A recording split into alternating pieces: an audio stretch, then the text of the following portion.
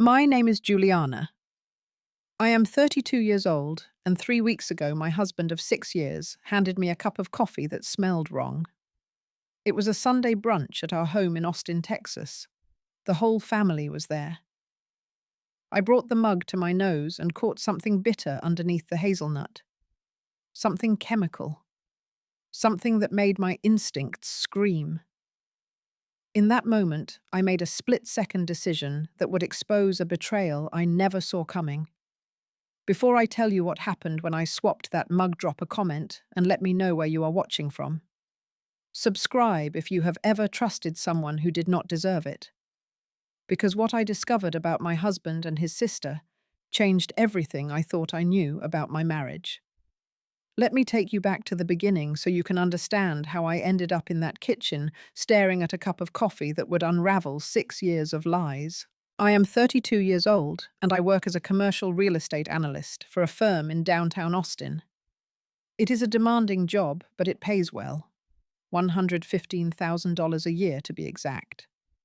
I earned every penny of that salary through late nights, early mornings, and years of climbing the corporate ladder. I am not saying this to brag. I am saying this because it matters for what comes next. My husband Derek is 34. He works at a bank as a loan officer. His salary is $72,000 a year. When we got married 6 years ago, I was already making more than him. It never bothered me. I believed marriage was a partnership, not a competition. We met at a summer party through mutual friends. Derek was charming back then. He had this way of making you feel like you were the only person in the room. Brown hair, green eyes, a smile that could convince you of anything. I fell hard and fast. We dated for 18 months before he proposed. The wedding was small, but beautiful. I thought I had found my person. Our house is in Westlake Hills, a nice neighborhood on the west side of Austin. 4 bedrooms, a big backyard, the kind of place where you picture raising kids someday. The mortgage is $3,800 a month. I pay $2,500. Derek pays $1,300. That arrangement was his idea, actually. He said it was fair based on our incomes. I agreed, even though I was already covering most of our other expenses too. Here is the thing that saved me, though I did not know it at the time. The house is in my name. When we bought it, my parents gave me the down payment as a gift. $60,000 they had saved for years. My father sat me down before I signed the papers and said, "Juliana, put this house in your name. You never know what life will throw at you." I thought he was being paranoid. I was in love. But I respected his advice, so I did it anyway. I also kept a separate savings account. Derek knew about it, but he did not know how much was in there. $120,000 built up over 6 years of careful saving. Our joint account had $45,000. I always believed in having my own safety net. My mother taught me that. She said, "Never let anyone have complete control over your money, Juliana, not even someone you love." Those lessons from my parents would end up saving everything. For the first year of our marriage, things were wonderful. Derek brought me flowers every week. He cooked dinner when I worked late. He would rub my feet while we watched television and tell me I was the most beautiful woman he had ever seen. I believed every word. The second year, things started to shift. The flowers became occasional. The dinners became rare. Derek started coming home later and later, always with excuses about work being busy. I told myself it was normal. The honeymoon phase does not last forever, right? Every marriage has its challenges. By the third year, Derek brought up the idea of combining all our finances. He wanted us to merge everything into one account. No more separate savings, no more individual money. Everything shared. I said no. I told him I was not comfortable giving up my financial independence. He was not happy about it. I remember the look on his face when I refused. Disappointed, almost angry, but he did not push it, and eventually he seemed to accept my decision. From the fourth year until now, our marriage became something I did not recognize. We were more like roommates than husband and wife. We slept in the same bed but barely touched. We ate dinner together but ran out of things to say. I wanted children. Every time I brought it up, Derek said the same thing. Not yet. The timing is not right. Maybe next year. There was never a next year. I started to notice things. Small things. Derek would be on his phone late at night, smiling at something on the screen. When I asked who he was talking to, he always said it was work stuff. But I saw the name on his phone once. It was not a coworker. It was Christina. Christina is Derek's younger sister. She is 30 years old and lives alone in an apartment on the east side of Austin. She works at a high-end spa as an esthetician, which means her income fluctuates depending on how many clients she books. She has never been married, and as far as I know, has never had a serious relationship. From the moment I met Christina, she made it clear she did not like me. The first time Derek introduced us, Christina looked me up and down like she was inspecting merchandise. Then she said Derek always went for the plain ones, just like that. No hello, no nice to meet you, just an insult wrapped in a smile. I tried to brush it off. I told myself she was just protective of her brother. Some siblings are like that. But over 6 years, Christina never warmed up to me. Every family gathering came with a side of passive-aggressive comments. At Thanksgiving one year, she said, "Nice stuffing, Juliana. Did you actually make it or just buy it and lie about it?" I had made it from scratch, my grandmother's recipe. At Christmas, she looked at our house and said, "Must be nice to have a rich wife, Derek. I am sure you really earned this." The implication was clear. She thought Derek was only with me for my money. And then there was the time she commented on my dress at a family birthday party. That dress would look better on someone taller. I am 5'6", average height, but Christina always found a way to make me feel small. Derek never defended me, not once. Whenever I mentioned Christina's behavior, he would say, "That is just how she is. Do not take it personally." But it was personal. It was always personal. In the weeks before the brunch, I noticed Derek and Christina texting more than usual. I would see him typing on his phone, then laughing at something she sent. When I asked what was funny, he would lock his screen and say nothing. Just sibling stuff, sibling stuff. Right. I did not push it because I did not want to seem jealous. Christina was his sister after all. What could they possibly be hiding? I would find out soon enough. 2 weeks before the brunch, Derek started acting strange. It was a Tuesday evening when he came home with a box of chocolates. Not just any chocolates, the expensive kind from that specialty shop downtown. He handed them to me with a smile and said, "Just because I love you." I stared at him like he had grown a second head. Derek had not done anything romantic in years. No flowers, no surprises, no just because gifts. Suddenly here he was with a $40 box of chocolates, looking at me like we were newlyweds again. I should have been happy. Instead, I felt uneasy. Something was off, but I could not put my finger on what. On Thursday, Derek suggested we go out for dinner. He made a reservation at my favorite Italian restaurant, the one we went to on our first anniversary. We had not been there in 3 years. I agreed, still confused by this sudden burst of attention. During dinner, Derek asked me questions. Not the usual, "How was your day?" kind of questions. He wanted to know about my stress levels at work. He asked if I was sleeping well. He wondered if I had been feeling anxious lately. It was like he was filling out a medical questionnaire. "You seem tired, babe," he said, reaching across the table to hold my hand. "You should take something to help you sleep. I can ask Christina for recommendations. She works at that spa. They probably have supplements or something." I told him I was fine, just busy with a big project. He nodded, but something flickered in his eyes. something I could not read. That Saturday, Derek said he needed to go help Christina with some paperwork. Tax stuff, he said. She is confused about her deductions. Derek is not good with taxes. He hires an accountant to do ours every year because he does not understand the forms. But he was supposedly going to help his sister with her taxes. It did not make sense. He left at 2 in the afternoon and did not come back until 10 at night. 8 hours to help with paperwork that he did not even understand.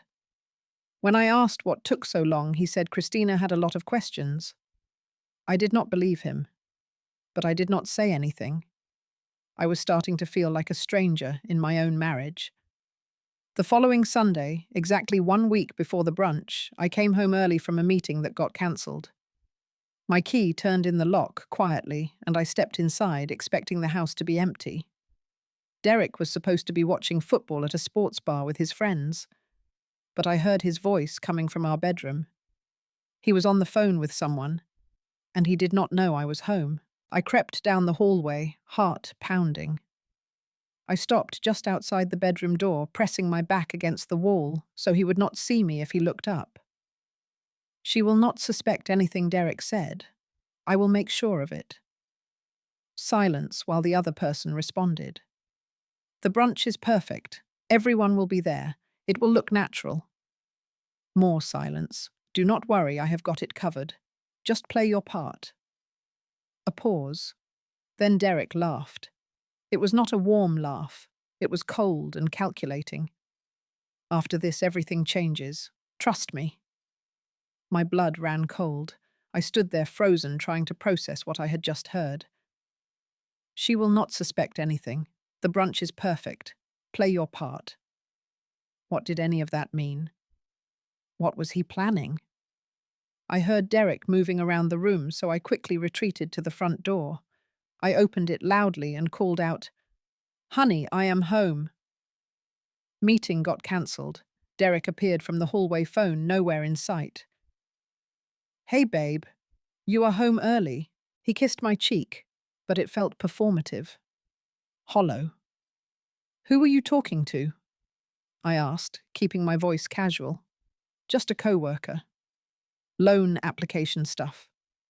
He was lying. I knew he was lying. The conversation I overheard had nothing to do with loan applications. But I smiled and nodded and said, "Oh, okay. How is that going?" He talked about work for a few minutes, and I pretended to listen. But inside, my mind was racing. Something was happening.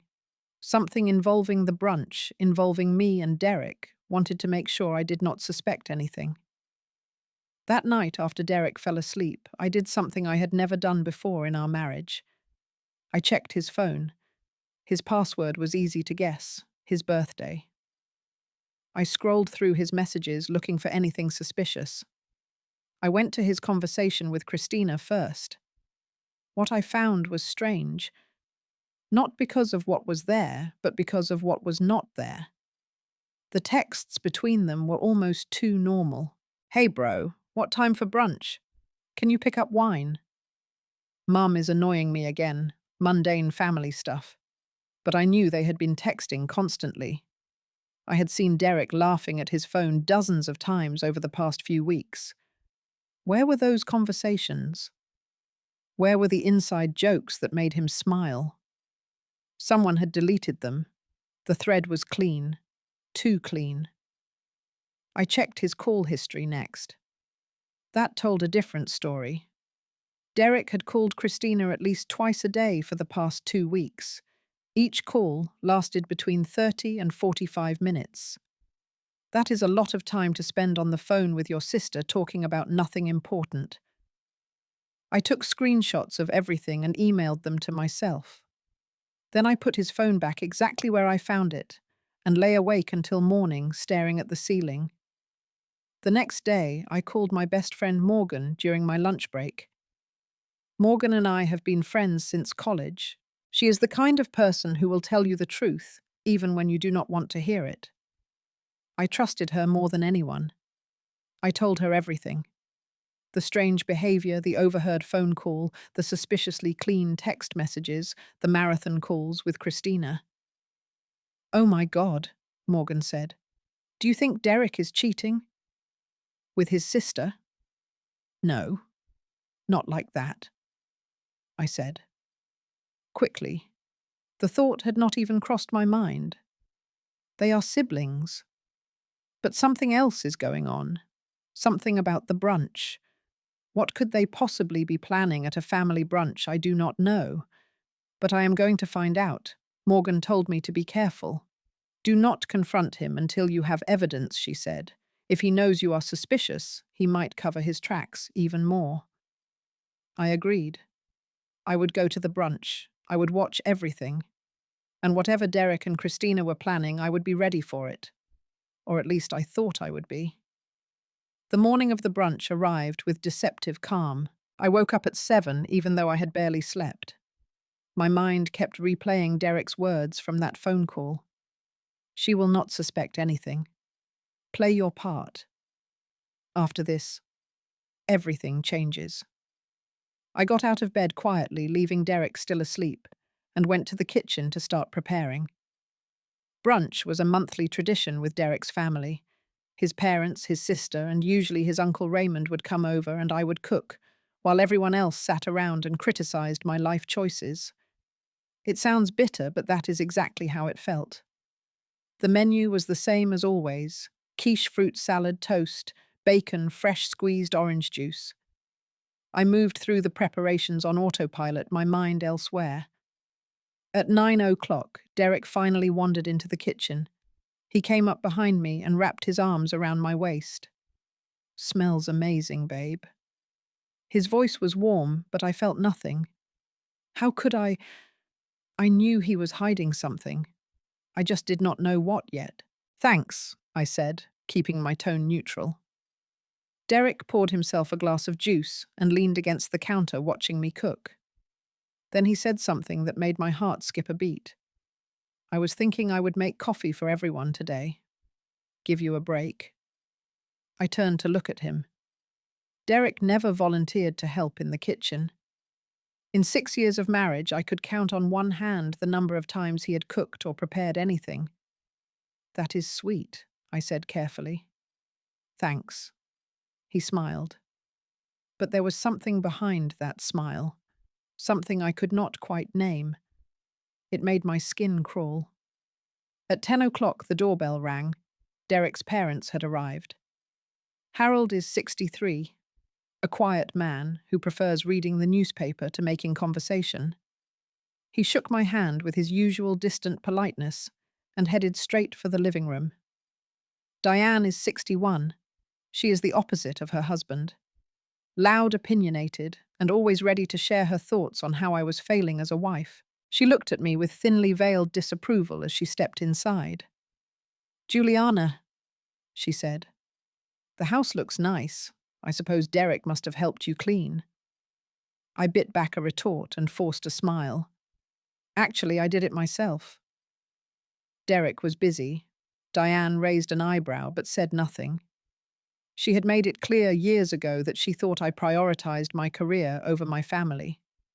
In her world, a good wife should have dinner on the table every night, and children running around by now. The fact that I had neither was a constant source of disappointment for her. At 10:15, Christina arrived. I heard her before I saw her, the click of high heels on my front walkway. When I opened the door, I had to stop myself from reacting. Christina was dressed like she was going to a nightclub, not a family brunch. A tight red dress that barely covered her thighs. 6-inch heels that made her tower over me. Full makeup as if she were about to walk a red carpet.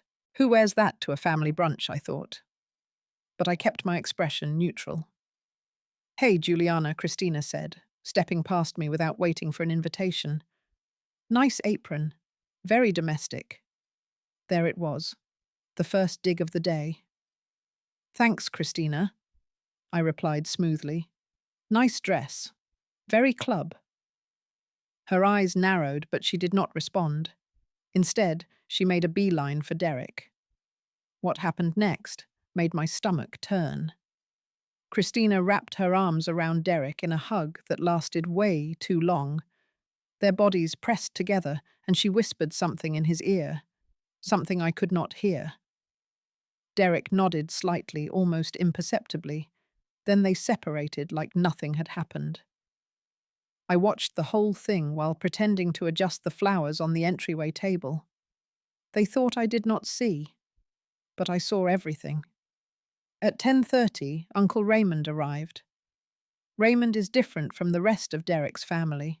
He is 58, a retired lawyer who spent 30 years practicing family law before hanging up his briefcase. Unlike Diane and Harold, Raymond has always treated me with genuine respect. I remember one conversation we had at a Christmas party 2 years ago. He pulled me aside and said, "You are too good for this family, Juliana." The words stuck with me.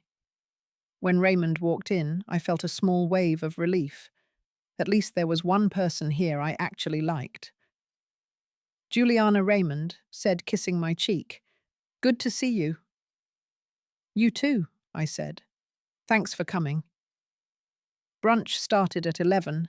Everyone gathered around the dining table while I served the food. The conversation was mundane. Harold talked about golf. Diane complained about her book club. Christina scrolled through her phone and contributed nothing.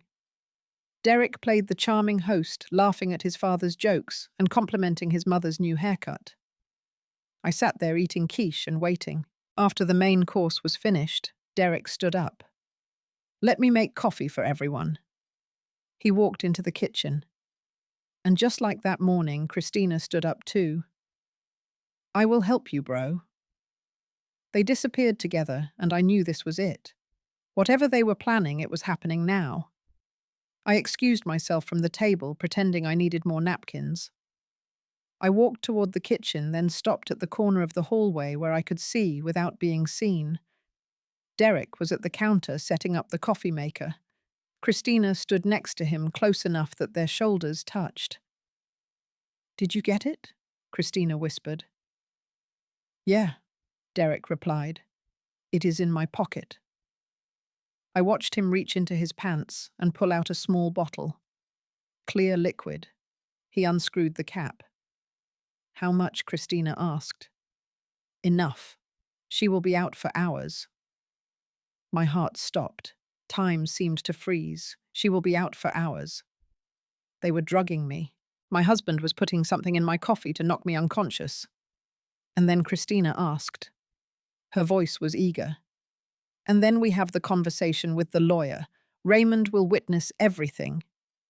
Christina giggled. "I cannot believe this is finally happening." "Keep your voice down," Derek hissed. I backed away from the corner silently, my mind racing. They were going to drug me. They were going to use Raymond as a witness for something, some kind of legal conversation, papers to sign. Suddenly all the pieces fell into place. Derek wanted me unconscious so I would sign something, something legal, something that would benefit him. The house. It had to be the house that was in my name, that I had paid for, that my parents had helped me buy. They were going to steal my house. I returned to the dining table before anyone noticed I was gone.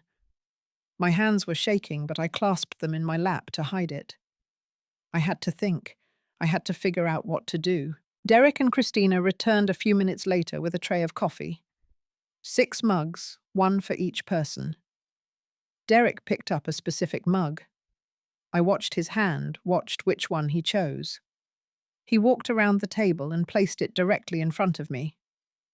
"Here you go, babe. Made it just how you like it. Extra hazelnut." I picked up the mug and brought it to my nose. Hazelnut, yes. But underneath that familiar scent, there was something else. Something bitter. Something chemical. Something that did not belong in coffee. My instincts screamed at me to throw the mug across the room, to stand up and expose them right there. But I knew I needed proof. I needed them to incriminate themselves in front of witnesses. And then I had an idea. Christina had taken her seat next to me. Her mug was on the table untouched. She was busy checking her phone, probably texting someone about how well the plan was going. I pretended to reach for the sugar bowl on the far side of the table. As I stretched, I accidentally bumped Christina's mug with my elbow. Coffee sloshed over the rim. "Watch it," Christina snapped. "Oh my God, I am so sorry. Let me clean that up." I grabbed a napkin and made a show of dabbing at the spilled coffee. But while everyone's attention was on the mess I had made, my other hand was busy. I switched the mugs. The coffee with the drugs was now sitting in front of Christina. The clean coffee was in front of me. No one noticed. Derek was talking to his father about some golf tournament. Diane was complaining about the napkins being too thin. Raymond was sipping his own coffee, oblivious. Christina finished wiping her phone screen and picked up her mug without looking. She took a long sip, then another. Within 30 seconds, she had drunk half the cup. I raised my own mug to my lips, but did not actually drink. I just let the liquid touch my mouth, then set it back down. Derek glanced at me. He saw me holding the mug. He saw me bring it to my face. He smiled, satisfied. He thought his plan was working. 5 minutes passed. Christina blinked, then blinked again, harder. She set down her mug with a slightly unsteady hand. "Wow," she said. "This coffee is strong." Derek looked at her, then at me. I was still alert, still upright, still engaged in conversation with Raymond about the weather. Confusion flickered across Derek's face. 10 minutes passed. Christina started yawning, big, uncontrollable yawns that she tried to hide behind her hand. "Why am I so tired all of a sudden?" Her words were starting to slur. "I feel weird." Derek's expression shifted from confusion to alarm. "Christina, are you okay?" "I do not know," she mumbled. "I feel like I am going to pass out." And then her head dropped. Her forehead hit the table with a soft thud. Her body went limp. Christina Diane shrieked, jumping to her feet. Harold stood up so fast his chair fell backward. Raymond set down his coffee cup and stared at the scene with sharp, assessing eyes. Derek rushed to Christina's side, shaking her shoulders. "Christina, wake up. Christina." But Christina did not respond. She was out cold. I stood up slowly, deliberately. Everyone's eyes were on the unconscious woman at the table. Everyone except Derek, who finally looked at me. And in that moment, he knew. He knew I had switched the mugs. He knew his plan had backfired. He knew he was caught. "Derek," I said, my voice calm and steady. "What is wrong with her, I do not know." He sputtered. "She just collapsed. Silly." "You have no idea what are you talking about." I took a step toward him.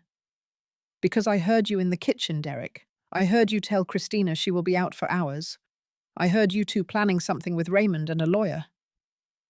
The room went silent. Harold's face drained of color. "What is she talking about, Derek?" "She is crazy," Derek shouted. "I did not do anything." "Then explain why Christina passed out after drinking your coffee." Derek opened his mouth, but nothing came out. Raymond stood up, his expression grave. "Derek, I think you need to explain yourself." "Uncle Raymond, this is a misunderstanding." "Is it?" "Because Christina told me she had something important to discuss with me today. Something about signing papers." I felt the blood drain from my face. "What papers?" Raymond looked at me with genuine sympathy. "She said you were going to sign over the house to Derek, voluntarily, because you were too stressed to manage it anymore." The floor seemed to tilt beneath my feet. "Sign over the house? I would never do that." Derek's mask finally cracked.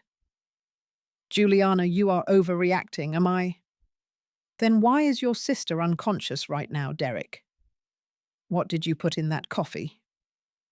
Derek was cornered. His eyes darted around the room looking for an escape that did not exist. Diane's voice cut through the tension. Derek, answer her. Mum, stay out of this. Raymond stepped forward. No, Derek. You will answer. What did you put in that coffee? Derek's shoulders sagged. The fight went out of him. It was just something to help her relax, he muttered. Christina got it from the spa. Something to help me relax. Or something to knock me out so you could forge my signature. It is not like that. Then what is it like? Explain to me why you wanted me unconscious at a family brunch with a retired lawyer present. The truth poured out of Derek like water from a broken dam. You do not understand, he shouted. You never put me on the house title. You keep money in secret accounts. You do not trust me. I do not trust you. I should not have trusted you. You were going to drug me and steal my house. Harold sank back into his chair, looking like he had aged 10 years in 10 minutes. Derek, is this true? Derek did not answer. He did not have to. The truth was written all over his face. Raymond pulled out his phone. I have heard enough. Juliana. I am calling 911. No. Derek lunged toward his uncle. You cannot. But Raymond was already dialing. Diane began to cry, her sobs filling the room. How could you do this? Derek. Derek spun toward his mother, desperate. It was supposed to be simple. She would sign the papers while she was groggy, thinking it was something else. Then I would have leverage. Leverage for what I asked, though. I already knew the answer. For the divorce. Derek's voice cracked. You would never give me anything. I put 6 years into this marriage, and I have nothing. There it was. The final truth. Derek had been planning to divorce me, but he knew that under Texas law he would not get much. I had protected my assets too well, so he came up with a plan. Drug me. Get me to sign the house over while I was barely conscious, use his lawyer uncle as a witness to make it look legitimate. Christina was in on it because Derek promised her a cut. 6 years of marriage, and this is how it ended. With my husband trying to drug me at our own dining table. I felt something break inside me. Not my heart. That had already been cracking for years. This was something deeper. The last shred of belief that Derek had ever truly loved me. It died right there, surrounded by spilled coffee and unconscious betrayal. The police arrived 15 minutes later, along with an ambulance. The paramedics checked Christina's vital signs and determined she was not in immediate danger. Whatever Derek had put in that coffee was strong enough to knock her out, but not strong enough to cause serious harm. She would wake up in a few hours with a headache and a lot of explaining to do. 2 officers took statements from everyone at the table. I told them everything. The suspicious behavior leading up to the brunch, the phone conversation I overheard, what I witnessed in the kitchen, the strange smell in the coffee, the mug switch. Raymond corroborated my story. He told them about Christina contacting him the week before, asking if he would be available to witness the signing of some papers at the brunch. She said it was a gift transfer, a surprise for Derek. She said I wanted to put Derek's name on the house as an anniversary present. I never agreed to any of that, I told the officers. I had no idea this was happening until I overheard them in the kitchen. Derek tried to talk his way out of it. He claimed it was all a misunderstanding. He said the substance in the coffee was just a harmless sleep aid. He insisted he never intended to forge my signature. Nobody believed him. The officers asked to see the coffee mugs. I pointed to the one in front of Christina's slumped body. That is the one he gave me. I switched it with hers because I knew something was wrong. They bagged the mug as evidence. By the time Christina started to regain consciousness, the police had heard enough. They informed Derek and Christina that they were being detained for questioning. Christina came to with a groan, lifting her head from the table. What happened? Why are there cops? Derek tried to explain, but his words were frantic, jumbled. It was a misunderstanding, officers. We did not mean any harm. Raymond interrupted him. No, it was not a misunderstanding. I witnessed an attempted drugging and fraud. I am happy to testify to that in court. The officer nodded and turned to Derek. Sir, you are going to need to come with us. Christina's confusion turned to panic as she realized what was happening. Wait. I drank the coffee that was for Juliana. Yes, ma'am, the officer said. And we are going to need you to come to the station as well. This is insane, Christina shrieked. Derek, tell them it was your idea. Shut up, Christina. No, I am not taking the fall for this. You planned everything. You got the sleeping pills from my co-worker. There it was. Confirmation of what I had suspected. Derek had obtained some kind of sedative, and Christina had helped him get it. The officers exchanged glances, then produced handcuffs. Derek and Christina were arrested on preliminary charges of attempted drugging and conspiracy to commit fraud. They were read their rights handcuffed and led out of my house to the waiting patrol cars. I stood at the front door and watched them go. Derek looked back at me once. His face was a mask of fury and desperation, but I felt nothing. No satisfaction, no sadness, just a vast, empty calm. After the police cars drove away, I went back inside. Harold sat on the couch, his head in his hands. Diane had stopped crying, but her face was blotchy and red. Raymond stood by the window looking out at the empty street. I cannot believe my children did this, Harold said, his voice barely above a whisper. Diane looked at me for the first time since everything had exploded. Her expression was unreadable. Raymond walked over and put a hand on my shoulder. Are you okay? I do not know yet, I said honestly. You did the right thing, Juliana. If you had not switched those mugs, you would be unconscious right now, signing away your house without even knowing what you were doing. I nodded, but the words did not really land. I was still processing everything. Harold stood up abruptly. We should go. He could not meet my eyes. I am sorry, Juliana, for everything. They left without another word. Diane did not apologize. She did not say anything at all. Part of me wondered if she had known about the plan, but I had no proof, and at that moment I did not care. Raymond lingered at the door. If you need anything, call me. I will testify on your behalf. What Derek did was unconscionable. Thank you, Raymond. You were the only one who treated me fairly today. He gave me a sad smile and left. I closed the door behind him and stood alone in the silence of my house. The dining table was still set with brunch dishes. Christina's chair was askew from when they had loaded her onto the stretcher. The coffee mugs sat where the police had left them, minus the one taken as evidence. I should clean up, I thought, but I could not move. Instead, I sat down on the floor, right there in the dining room, and stared at the wall. 6 years. 6 years of marriage to a man who had drugged me for money, who had conspired with his sister to steal my home, who had smiled at me this morning and made me coffee laced with sedatives. How had I missed it? How had I been so blind? But I was not blind, I realized. I had noticed the signs, the late nights, the secret texts, the 2 clean message threads. I had trusted my instincts in the kitchen when that coffee smelled wrong. I had made the decision to switch the mugs.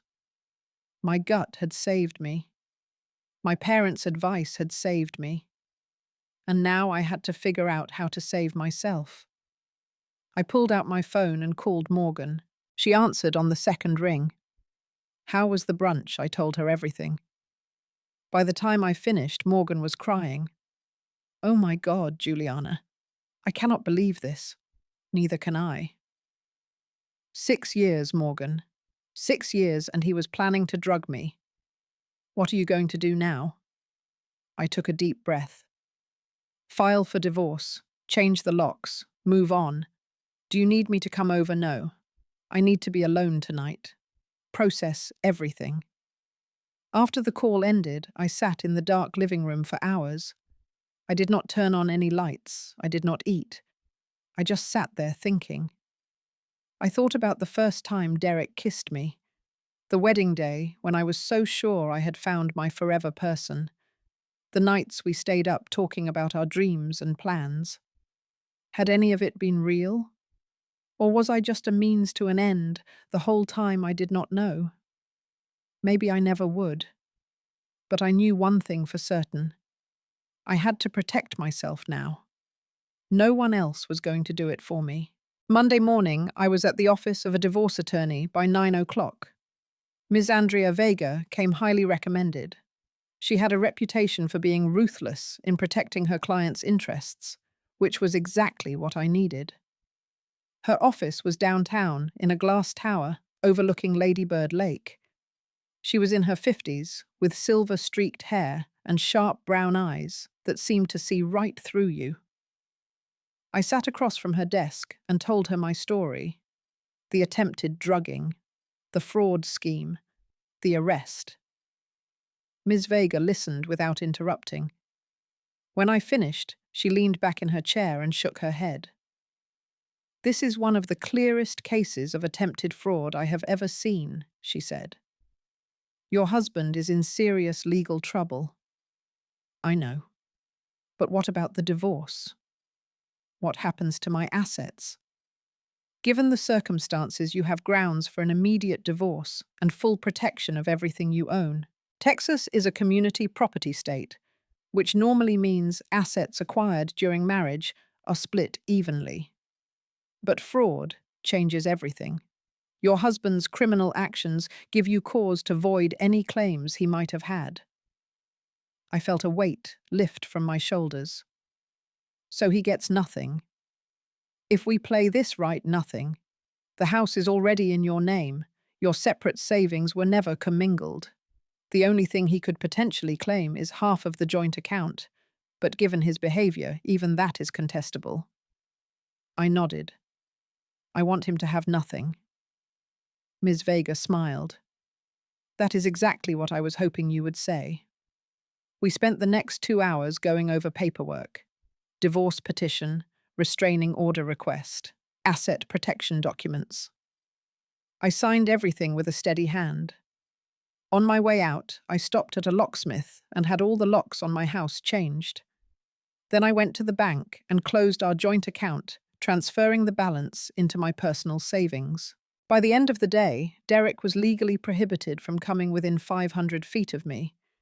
He was locked out of our house and cut off from our shared finances.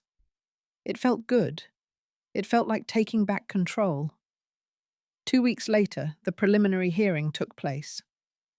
I arrived at the courthouse with Ms. Vega and Morgan. The courtroom was small and austere with fluorescent lights that buzzed overhead. Derek was there with a public defender. He could not afford a private attorney. The bank had put him on leave after news of the arrest got out, and his legal bills were piling up. Christina had a separate hearing scheduled for later that week. They were being prosecuted individually, though the charges were related. Derek looked smaller than I remembered, diminished somehow, like the confidence had been drained out of him. When he saw me, he tried to approach. Juliana, please, let me explain. A bailiff stepped between us. Sir, you need to stay back. Derek ignored him. Juliana, it was not supposed to happen like this. I never wanted to hurt you. I looked at him for a long moment. Then I said, You tried to drug me, Derek. You wanted to steal my house. There is nothing you can say that will make that okay. The hearing proceeded without drama. Derek's public defender entered a guilty plea in exchange for a reduced sentence. The judge accepted it. The verdict: 2 years probation, 5 years of supervised release, mandatory restitution for my legal fees, a felony conviction on his record that would follow him for the rest of his life. Christina received a similar sentence at her hearing. Both of them walked out of that courthouse as convicted criminals. I walked out free. The divorce was finalized 3 weeks later. Per the judge's ruling, Derek received none of our shared assets. The house remained mine. My savings remained untouched. He was ordered to pay a portion of my attorney fees as restitution. When I left the courthouse that final day, Ms. Vega shook my hand. "You handled this with remarkable composure," she said. "A lot of people would have fallen apart." I considered it for a moment. I think I was falling apart for 6 years. Now I am finally putting myself back together. In the weeks that followed, I rebuilt my life piece by piece. I sold Derek's belongings on Facebook Marketplace. His clothes, his electronics, his golf clubs. Everything he had left behind when he was arrested. The money was not much, but it felt symbolic. Getting rid of the remnants of him. I used that money to buy new furniture for the bedroom. A new mattress, new sheets, new everything. I never wanted to sleep on anything he had touched again. I repainted the master bedroom. Derek had chosen the original color, a depressing grey that I had always hated. I covered it with soft sage green, my favorite shade. Every brushstroke felt like an act of reclamation. At work, I threw myself into my projects with renewed focus. My manager noticed the change. "You seem more energized lately," she said, during a one-on-one meeting. "I finally got rid of a major distraction," I told her. She did not ask for details, but she nodded knowingly. I started doing things I had always wanted to do, but never had the time or permission for. I signed up for yoga classes. I enrolled in a pottery workshop on Saturday mornings. I went to happy hour with my co-workers. I stayed out late with Morgan and our other friends Beth and Carlos. For the first time in years, I felt like myself again. One Friday evening, I sat on my back patio with a glass of wine, watching the sun set over the hills. The air was warm and still, and the sky was painted in shades of pink and gold. I thought about that Sunday morning 3 months ago, how close I had come to losing everything. If I had not smelled that strange bitterness in the coffee, if I had not trusted my instincts, if I had not made the split-second decision to switch those mugs, I would have woken up hours later groggy and confused with my name on documents I did not remember signing. Derek would have had legal claim to my house. The divorce would have been ugly, protracted, devastating. Instead, here I was. Single, yes. Betrayed, absolutely. But intact. Whole. Free. I raised my glass to the sunset. To trusting my gut, I said aloud. To never ignoring the warning signs again. 2 months after the brunch, my life has settled into a new normal. The divorce is final. The house is mine. My savings account remains untouched. I have started building a future that belongs entirely to me. I was promoted at work last month. Senior analyst now, with a team of 2 people reporting to me and a nice bump in salary. It turns out that when you are not spending all your emotional energy on a failing marriage, you have a lot more to give to your career. I have not started dating yet. My therapist says I should take my time. She says I need to process the trauma before I can trust anyone romantically again. I think she is probably right. But for now, I am content with my friends, my work, my yoga classes, my pottery projects. I am content with myself. Raymond still calls me every few weeks to check in. He is the only member of Derek's family I maintain any contact with. He told me recently that Harold and Diane have not recovered from the scandal. Derek's arrest and conviction brought shame to the family, and they have largely retreated from social life. Derek himself is living with his parents now. He lost his job at the bank when news of the felony charge came out. Last I heard, he was working at a big box retail store, stocking shelves on the night shift.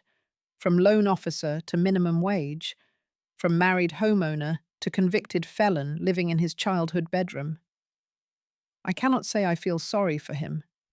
Christina is in an even worse position. She was fired from the spa when her employer found out about the arrest.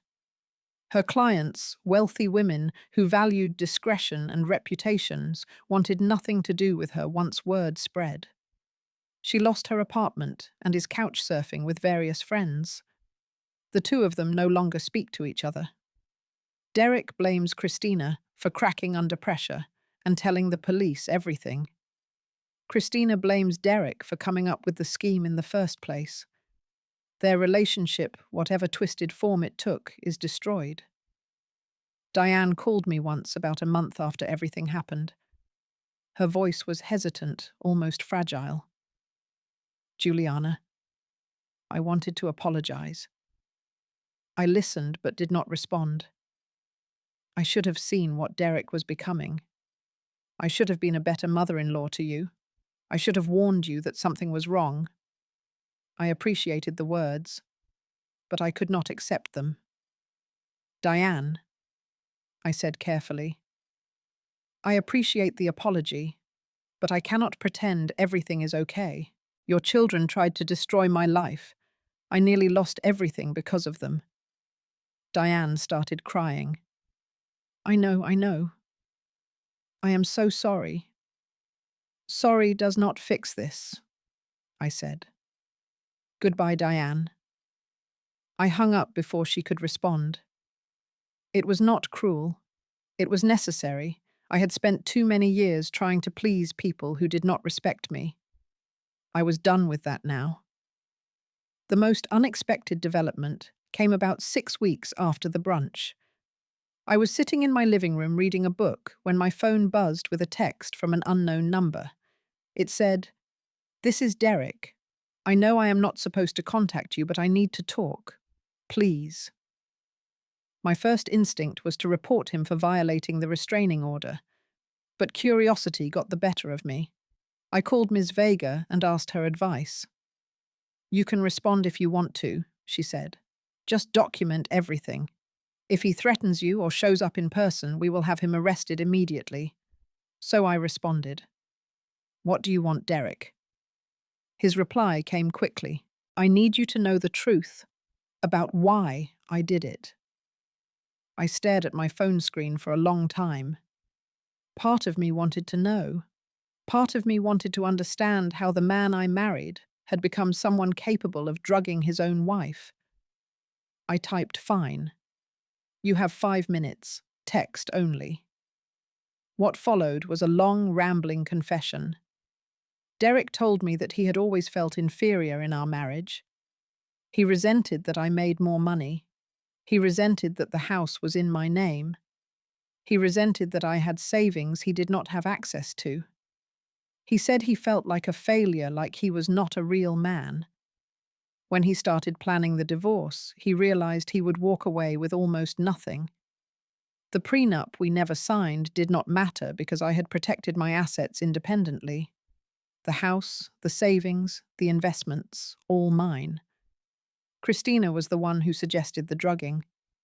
She knew someone at the spa who sold sedatives under the table. She convinced Derek that if he could get me to sign over the house while I was incapacitated, he would have leverage in the divorce. Something to bargain with. "It was never supposed to go this far," Derek wrote. "I just wanted to feel like I had some power for once."